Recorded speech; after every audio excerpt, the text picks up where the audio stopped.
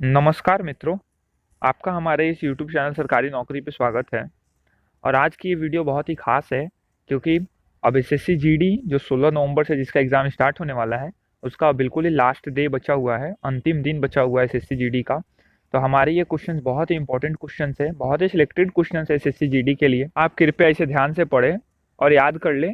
हो सके कहीं इसमें से 2-4 क्वेश्चंस आ जाए, तो आप लोग के लिए ही हेल्पफुल है ये क्वेश्चंस। तो दोस्तों, हम अपने वीडियो की शुरुआत करते हैं। तो दोस्तों, हमारा पहला क्वेश्चन है, भारतीय मानक समय आधारित है। आपसे ये पूछा जा रहा है कि भारतीय मानक समय जो है वे किस पर आधारित है। तो दोस्तों, इसका सही आंसर है ऑप्शन ए, 82.30 पूर्व देशांतर पे। ठीक दोस्तों, 82.30 पूर्व देशांतर देशांतर पे भारत का जो मानक समय यानी जीएसटी टाइम है वे निर्धारित किया जाता है। ठीक है दोस्तों, हम आगे बढ़ते हैं अपने नेक्स्ट क्वेश्चन की ओर। हमारा नेक्स्ट क्वेश्चन है मित्रों, सा राज्य भारत की सबसे पूर्वी भाग पर स्थित है। कौन सा राज्य भारत के सबसे पूर्वी भाग पर स्थित है। तो दोस्तों, इसका सही आंसर है ऑप्शन है अरुणाचल प्रदेश। अरुणाचल प्रदेश जो राज्य है वह भारत के सबसे पूर्वी भाग पर स्थित है। ये जो असम उसम की तरफ जो सबसे एंड पॉइंट पर एक जो है ना स्टेट, आप मैप में ध्यान से देखिएगा तो जो असम होता है यहाँ पे ऊपर की तरफ, पश्चिम बंगाल के ऊपर की तरफ, यहाँ पर एक स्टेट है अरुणाचल प्रदेश। तो यही हम लोग का भारत का सबसे पूर्वी भाग है। ठीक है दोस्तों, भारत का सबसे पूर्वी भाग अरुणाचल प्रदेश है। हम आगे बढ़ते हैं अपने नेक्स्ट क्वेश्चन की ओर। हमारा नेक्स्ट क्वेश्चन है दोस्तों, नींबू और संतरे में कौन सा विटामिन पाया जाता है।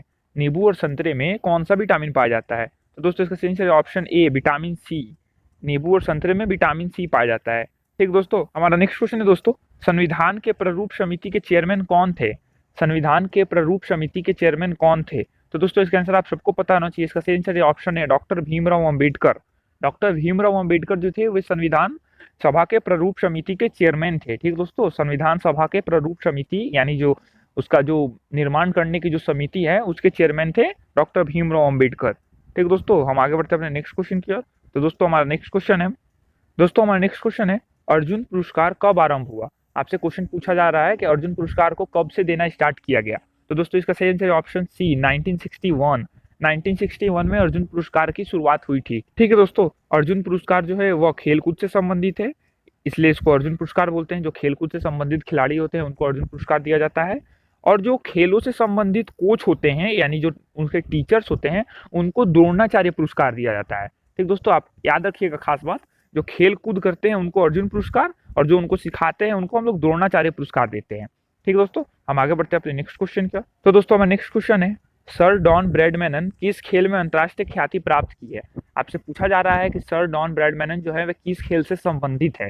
तो दोस्तों, इसका सही आंसर है ऑप्शन सी, क्रिकेट। वह क्रिकेट से संबंधित है। जब हमारे कपिल देव सर खेलते थे ना उस टाइम ये जो सर डॉन ब्रैडमैन है वो वेस्ट इंडीज के लिए खेलते थे। ठीक है दोस्तों, सर डॉन ब्रैडमैन। हम आगे बढ़ते हैं अपने नेक्स्ट क्वेश्चन की ओर। दोस्तों, हमारा नेक्स्ट क्वेश्चन है, संयुक्त राष्ट्र संघ यानी यूएनओ की सुरक्षा परिषद में कितने अस्थायी सदस्य हैं। आपको ये बताना है कि यूएनओ जो है यूनाइटेड नेशंस ऑफ ऑर्गेनाइजेशंस, उसमें कितने अस्थाई अस्थाई मतलब परमानेंट सदस्य हैं। तो दोस्तों, इसका सही आंसर है ऑप्शन ए, 5। 5 सदस्य परमानेंट है। ठीक दोस्तों, हम आगे बढ़ते हैं अपने नेक्स्ट क्वेश्चन की ओर। दोस्तों, हमारा नेक्स्ट क्वेश्चन है, धनराज पिल्ले किस से खेल से संबंधित है। हमारा नेक्स्ट क्वेश्चन है, धनराज पिल्ले किस खेल से संबंधित है। तो दोस्तों, इसका सही आंसर है ऑप्शन है हॉकी। वो हॉकी से संबंधित है, भारत के खिलाड़ी थे धनराज पिल्ले। ठीक दोस्तों, हम आगे बढ़ते हैं अपने नेक्स्ट क्वेश्चन की ओर। दोस्तों, हमारा नेक्स्ट क्वेश्चन है, कवि कालिदास किसके राज्य कवि थे। कवि कालिदास किसके राज्य कवि थे, ये आपको बताना है। तो दोस्तों, इसका सही आंसर है ऑप्शन सी, चंद्रगुप्त द्वितीय। चंद्रगुप्त द्वितीय के राज्य कवि थे कवि कालिदास। ठीक दोस्तों, हम आगे बढ़ते हैं अपने नेक्स्ट क्वेश्चन की ओर। तो सूर्य को प्रकाश से पृथ्वी तक पहुंचने में कितना समय लगता है। हमारा नेक्स्ट क्वेश्चन है, सूर्य को प्रकाश से पृथ्वी तक पहुंचने में कितना एग्जैक्ट टाइम लगता है, ये आपको बताना है। आप सबको पता होगा कि 8 मिनट लगता है, 8 मिनट लगता है, बट एग्जैक्ट टाइम कोई हमको बताया कि एग्जैक्ट टाइम क्या है। तो दोस्तों, इसका सही आंसर है 8.3 minute, option B. Option B, 8.3 minute exact time है। सूर्य की किरणों को पृथ्वी पे आने में 8.3 मिनट्स का एग्जैक्ट समय लगता है। ठीक दोस्तों, हम आगे बढ़ते हैं अपने नेक्स्ट क्वेश्चन की ओर। दोस्तों, हमारा नेक्स्ट क्वेश्चन है, एक सामान्य नेत्र के लिए सुस्पष्ट दृष्टि की न्यूनतम दूरी क्या है। हमारा एक आंख जो है वो क्लियरली कितनी दूरी तक देख सकता है, ये आपसे क्वेश्चन पूछा जा रहा है। हम लोग तो देख तो बहुत दूर तक सकते हैं, बट क्लियर व्यू हमें कितना दूर तक आ सकता है। तो दोस्तों, इसका सही आंसर है ऑप्शन ए, 25 सेंटीमीटर। ठीक दोस्तों, हम लोग 25 सेंटीमीटर तक क्लियर व्यू देख सकते हैं, यानी कि वहां पे छोटा छोटा कण भी जो रहता है हम उसको देख सकते हैं 25 सेंटीमीटर तक। बट उससे दूर भी देख सकते हैं, बट उसका व्यू हम लोग को क्लियर नहीं आएगा। ठीक दोस्तों, हम आगे बढ़ते हैं अपने नेक्स्ट क्वेश्चन की ओर। हमारा नेक्स्ट क्वेश्चन है, रॉकेट की गति पर कौन सा संरक्षण सिद्धांत लागू होता है? रॉकेट की गति पर कौन सा संरक्षण सिद्धांत लागू होता है? ठीक है दोस्तों, ये आप सबको बताना है, साइंस से रिलेटेड क्वेश्चन है दोस्तों। इसका सही आंसर है ऑप्शन ए, संवेग का संरक्षण। संवेग का संरक्षण जो सिद्धांत है वह रॉकेट की गति पे लागू होता है। ठीक दोस्तों, हम आगे बढ़ते हैं अपने नेक्स्ट क्वेश्चन की ओर। हमारा नेक्स्ट क्वेश्चन है, नागालैंड भारत का विविध राज्य कब बना? नागालैंड भारत का विविध राज्य कब बना, ये आपको बताना है। नागालैंड को भारत से कब जोड़ा गया? दोस्तों इसका सही आंसर है ऑप्शन ए, 1963। 1963 में नागालैंड जो था वो एक प्ररूप रूप से भारत का राज्य बना। ठीक दोस्तों, हम आगे बढ़ते हैं अपने नेक्स्ट क्वेश्चन की ओर। हमारा नेक्स्ट क्वेश्चन है, अमीबा में कुल कितने सेल होते हैं? सेल मतलब कोशिका, यानी सेल्स, जिसको हम सेल्स बोलते हैं इंग्लिश की भाषा में, उसको हम लोग कोशिका बोलते हैं हिंदी की भाषा में। ठीक है दोस्तों, तो आपको बताना है अमीबा में कुल कितने सेल्स यानी कोशिकाएं होती हैं। दोस्तों इसका सही आंसर है ऑप्शन ए, 1। 1 सेल होता है अमीबा में। ठीक है दोस्तों, अमीबा में जो होता है वो 1 सेल होता है, यानी एक कोशिका होती है। ठीक दोस्तों, हम आगे बढ़ते हैं अपने नेक्स्ट क्वेश्चन की ओर। हमारा नेक्स्ट क्वेश्चन है दोस्तों, मणिपुर की राजधानी क्या है? आपको बताना है मणिपुर की राजधानी क्या है। दोस्तों इसका सही आंसर है ऑप्शन ए, इम्फाल। मणिपुर की राजधानी है इम्फाल। आगे बढ़ते हैं अपने नेक्स्ट क्वेश्चन की ओर। दोस्तों हमारा नेक्स्ट क्वेश्चन है, गोवा को पुर्तगालियों से कब आजाद कराया गया? आप लोग को पता होना चाहिए कि गोवा पे पुर्तगालियों का राज था। ठीक है दोस्तों, तो आपको बताना है कि गोवा को पुर्तगालियों से कब आजाद किया गया। दोस्तों इसका सही आंसर है ऑप्शन है 1964। 1964 में गोवा को पुर्तगालियों से आजाद किया गया था। ठीक दोस्तों, हम आगे बढ़ते हैं अपने नेक्स्ट क्वेश्चन की ओर। हमारा नेक्स्ट क्वेश्चन है दोस्तों, ब्रिटिश राज्य की राजधानी कोलकाता से दिल्ली किस सन में स्थानांतरित की गई?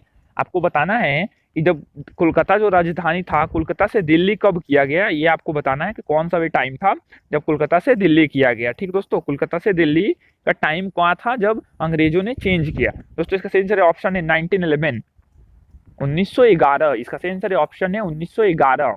ठीक दोस्तों, हमारा नेक्स्ट क्वेश्चन है, भारत के प्रथम गवर्नर जनरल का नाम क्या है? दोस्तों इसका सही आंसर है ऑप्शन है विलियम बेंटिक।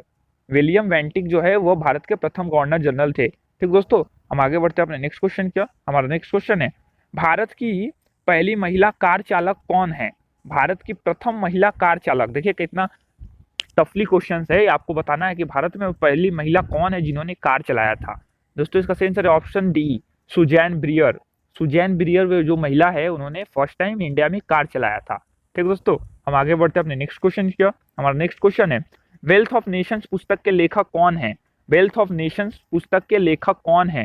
दोस्तों इसका सही आंसर है ऑप्शन है एडम स्मिथ। एडम स्मिथ जो है उन्होंने वेल्थ ऑफ नेशंस नाम की पुस्तक लिखी है। ठीक दोस्तों, हम आगे बढ़ते हैं अपने नेक्स्ट क्वेश्चन की ओर। हमारा नेक्स्ट क्वेश्चन है, स्वतंत्र भारत के प्रथम स्वास्थ्य मंत्री कौन थे? ठीक दोस्तों ये जो है कौन थे नहीं कौन थी होनी चाहिए, क्योंकि एक महिला थी। ठीक दोस्तों, भारत की प्रथम स्वास्थ्य मंत्री जो थी वो एक महिला थी, उनका नाम था राजकुमारी अमृत कौर। ऑप्शन बी, राजकुमारी अमृत कौर। ठीक है दोस्तों, हम आगे बढ़ते हैं अपने नेक्स्ट क्वेश्चन की ओर। हमारा नेक्स्ट क्वेश्चन है दोस्तों, महान कवि और नाटककार महाकवि कालिदास ने निम्न में से कौन सी पुस्तक नहीं लिखी है? यहाँ 4 पुस्तक का नाम आप लोग को बता दिया गया है, आपको बताना है कि कौन सा पुस्तक जो है इन्हें यानी महाकवि कालिदास ने नहीं लिखा है। तो दोस्तों इसका सही आंसर है ऑप्शन 4, मालती माधव। मालती माधव जो पुस्तक है उसको महाकवि कालिदास ने नहीं लिखा है। ठीक दोस्तों, हम आगे बढ़ते हैं अपने नेक्स्ट क्वेश्चन की ओर। हमारा नेक्स्ट क्वेश्चन है दोस्तों, 30 मई 2019 को आंध्र प्रदेश के नए मुख्यमंत्री के रूप में किसको शपथ दिलाई गई? आपको बताना है कि 30 मई 2019 में आंध्र प्रदेश के नए मुख्यमंत्री कौन बने? दोस्तों इसका सही आंसर है option C, YS Jaganmohan Reddy. Option 3, YS Jaganmohan Reddy. ठीक दोस्तों, हम आगे बढ़ते हैं अपने नेक्स्ट क्वेश्चन की ओर। हमारा नेक्स्ट क्वेश्चन है, दोस्तों फोर्ब्स के द्वारा जारी 2020 की दुनिया की सबसे अमीर महिला की सूची में कितनी महिलाओं को स्थान मिला? मित्रों, हमारे इस क्वेश्चन में पूछा जा रहा है, एक संस्था है जिसका नाम फोर्ब्स है, वो जो है वो दुनिया में कितने अमीर लोगों की संख्या है उसको वो गिनती या काउंट करता है। तो उसमें आपको बताना है कि 2020 का जो सूची फोर्ब्स ने जारी किया था उसमें कितनी महिलाएं थी। ठीक दोस्तों इसका सही आंसर है ऑप्शन सी, 19, 19 ऑप्शन 3, 19 महिलाएं थी। ठीक है दोस्तों, 19 महिलाएं थी 2020 की सूची में करोड़पतियों की लिस्ट में। ठीक दोस्तों, हम आगे बढ़ते हैं अपने नेक्स्ट क्वेश्चन की ओर। हमारा नेक्स्ट क्वेश्चन है, रिपोर्ट के मुताबिक जुलाई 2020 में चीन का सबसे अमीर आदमी कौन है? रिपोर्ट के मुताबिक जुलाई 2020 में यानी जो फोर्ब्स की सूची थी उस हिसाब से चीन का सबसे अमीर आदमी कौन था? उसका सही आंसर है ऑप्शन ए, मा हुआतेंग। मा हुआतेंग जो है वो चीन के सबसे अमीर आदमियों की लिस्ट में नंबर 1 पर है। ठीक दोस्तों हमारी वीडियो यहीं समाप्त होती है। मैं उम्मीद करूंगा आप लोग को ये क्वेश्चंस बहुत पसंद आए होंगे, बहुत ही सिलेक्टेड क्वेश्चंस हैं। ठीक दोस्तों, मैं उम्मीद करूंगा ये वीडियो आप लोगों को काफी पसंद आई हो। आगे मिलते हैं अपने नेक्स्ट वीडियोस में। जय हिंद दोस्तों।